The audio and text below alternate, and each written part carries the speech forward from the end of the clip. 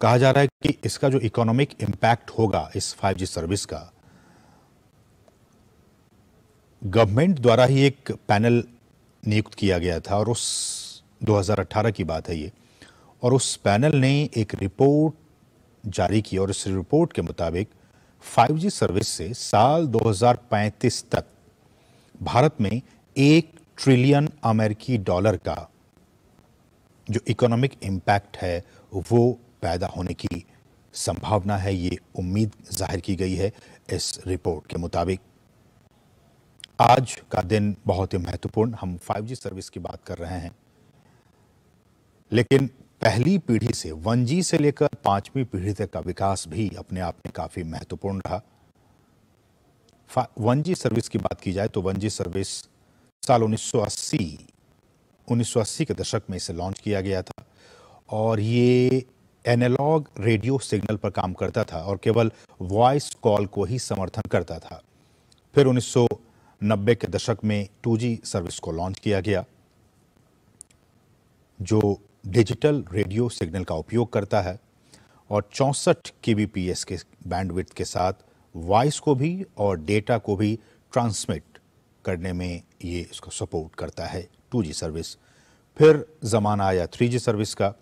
2000 के दशक में 1 Mbps से 2 Mbps की गति के साथ इसे लॉन्च किया गया था और इसमें डिजिटल वॉइस की बात हो, वीडियो कॉल की बात हो, कॉन्फ्रेंसिंग की बात हो, इन तमाम क्षमताओं के साथ 3G सर्विस की शुरुआत हुई थी।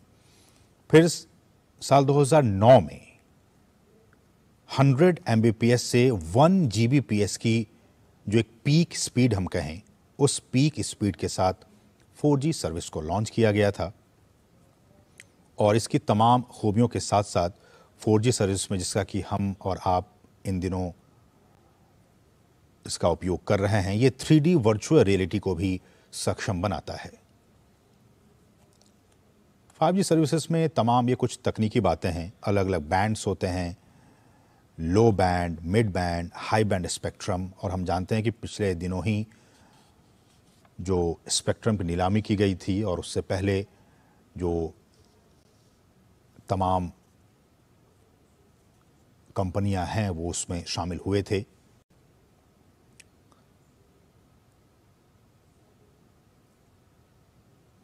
मोबाइल ब्रॉडबैंड सर्विस की बात की जाए तो हमारे स्मार्टफोन को बेहतर बनाने के अलावा 5G मोबाइल तकनीक, वर्चुअल रियलिटी जो कि बहुत ही महत्वपूर्ण है, ऑगमेंटेड रियलिटी जैसे जो इमर्सिव सेवाएं हैं उसकी वो शुरुआत कर सकती है, जिसमें कि बहुत ही फास्ट, समान डेटा दर और बहुत ही कम समय में और कम लागत में ये सारी चीजें हो सकती हैं।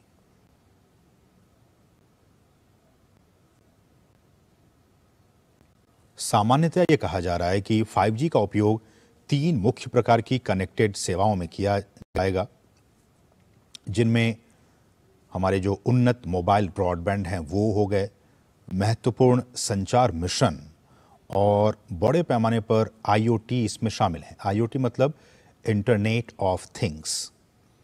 IoT, cloud, big data, artificial intelligence और एज कंप्यूटिंग के साथ 5G चौथी औद्योगिक क्रांति का एक बहुत ही महत्वपूर्ण कारक साबित हो सकता है। आगे की राह इसमें क्या कुछ निकलकर सामने आती है, अब जबकि आज से इस सर्विस की शुरुआत होने जा रही है, डोमेस्टिक 5G प्रोडक्शन को बढ़ावा देना, मतलब देश को, खासकर भारत में 5G का जो हमारा ड्रीम है, जो हमारा सपना है, उसको जमीन पर उतारने के लिए, उसको साकार करने के लिए स्थानीय 5G हार्डवेयर निर्माण को बहुत ही अभूतपूर्व दर से प्रोत्साहित करने और बढ़ावा देने की जरूरत आने वाले दिनों में महसूस होगी। साथ ही साथ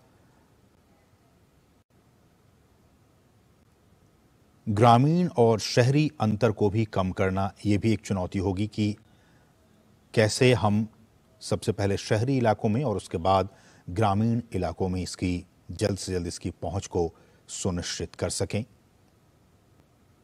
ताकि ग्रामीण क्षेत्रों के लिए भी ये सहायक साबित हो सके। आज का दिन बहुत ही क्रांतिकारी दिन टेली कम्युनिकेशन के लिहाज से। 5G सर्विस आज पूरे देश में प्रधानमंत्री इसकी शुरुआत करने वाले हैं। एक लंबे इंतजार के बाद इसकी आज शुरुआत होने वाली है। ये सीधी तस्वीरें नई दिल्ली के प्रगति मैदान से आप देख पा रहे हैं। जो तमाम ऑपरेटर्स हैं वो किस तरह से इस सर्विस को आने वाले दिनों में रोल आउट करेंगे, ये प्रधानमंत्री को समझाते हुए। हमारे साथ हमारे सहयोगी अजय मिश्रा भी यहां मौजूद हैं और तमाम चीज़ों को वो समझ रहे हैं और हमें भी समझाने की कोशिश अब करेंगे। अजय, हम जैसा कि तस्वीरों में देख पा रहे हैं कि तमाम जो ऑपरेटर्स हैं, ये जो आप तस्वीर देख रहे हैं वो DOT की है और C.DOT की है।